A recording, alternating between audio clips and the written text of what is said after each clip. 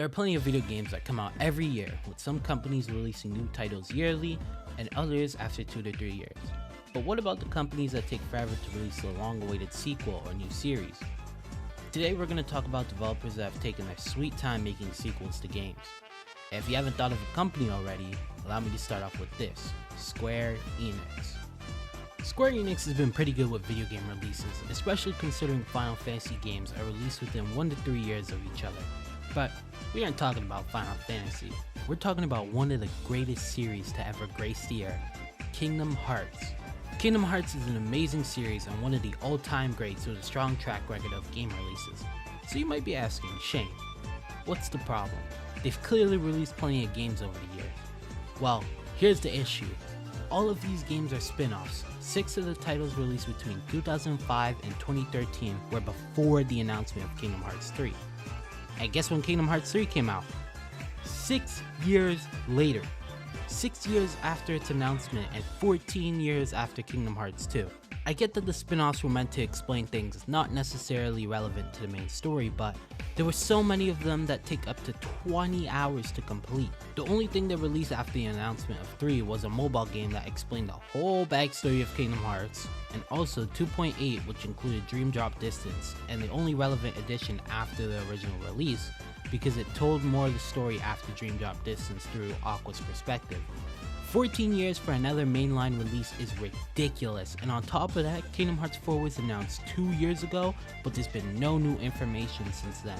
The lead developer and creator of Kingdom Hearts has also announced he's planning to retire soon, so this might be the last Kingdom Hearts game to close out the series. Grand Theft Auto is one of the best-selling series of all time. Almost everyone who owns a PlayStation, Xbox, or PC has played it. GTA has had pretty consistent releases through the years, even on handheld console, with multiple yearly releases until GTA 5 dropped. GTA 5 was released in 2013 and was the only major GTA content due to GTA Online, an open world multiplayer mode where you can create characters, do heists, customize your character, and buy cars and homes. It was even more extensive than the story mode, and honestly, I never even played the full story of GTA 5. I only did the first mission to load on the GTA Online and play with my brothers. The thing is, GTA 5 had so much to expand on, and there was honestly no sight of GTA 6 for a while. Every time you thought there would be an announcement, you got hit with another DLC. Then, finally, on December 4th, we got a trailer for GTA 6 after Rockstar broke their silence on the game. The trailer takes us back to Vice City, based on Miami, and the game is set to release in 2025.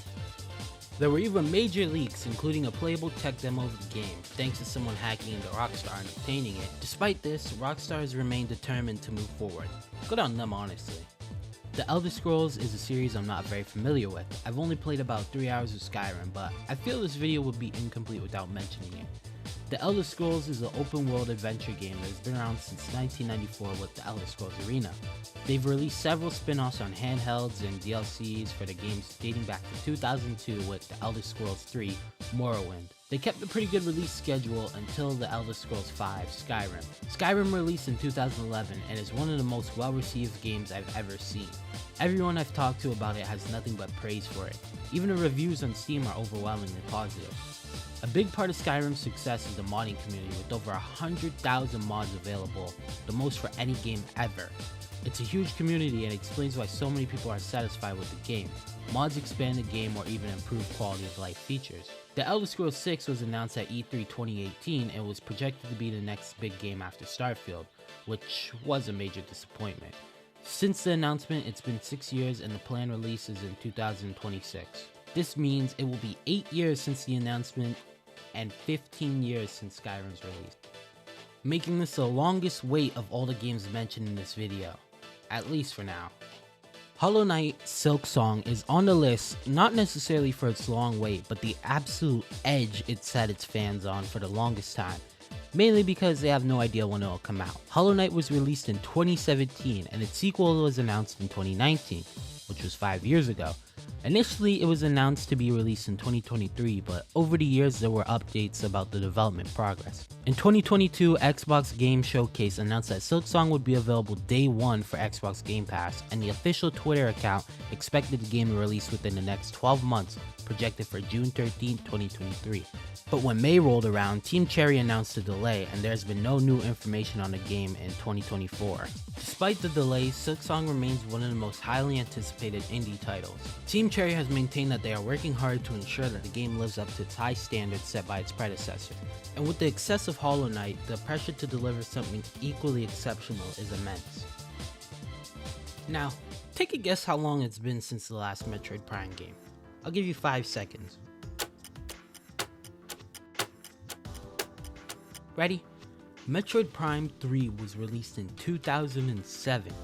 Metroid Prime 4 was announced in 2017, and there were no updates on it for 7 years. So after a 10-year wait, Metroid fans got an announcement, and 8 years later they are finally getting the game. The upside though is that Metroid fans got Metroid Dread, which was a fantastic game. It was nominated for Game of the Year and even won in the Action Adventure category, which is still a win, but the fact that Metroid Prime 4 has been delayed this much raises a lot of questions. Fans have speculated about everything from potential technical hurdles to shift gaming landscape that might have affected development. But one thing is clear, Nintendo wants to make sure that this game is absolutely perfect when it arrives. Maybe? I still think they just forgot about it, but hey, at least the game has a planned release year this time.